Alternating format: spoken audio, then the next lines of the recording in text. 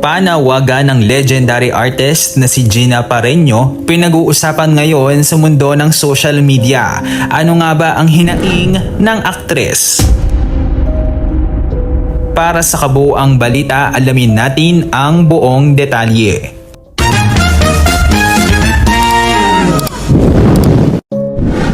Buhay pa ako. Isang nakagugulat at emosyonal na panawagan ang pumatok ngayon sa publiko mula sa veteran at award-winning actress na si Gina Pareño matapos niyang ipahayag ang kanyang labis na pagnanais na makabalik sa pag-arte.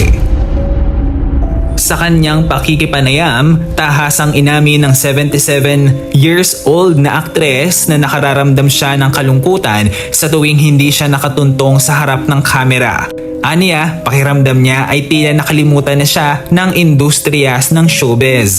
Bagamat gumagamit siya ng TikTok upang maipahayag ang kanyang hilig sa pag-arte, idiniin ng batikang aktres na iba pa rin ang pakiramdam ng berada sa tunay na shooting kasama ang mga crew at director. Kaya naman bukas palad siyang nanawagan sa mga producers na kunin at ilawan siya muli sa mga proyekto sa pelikula man o telebisyon.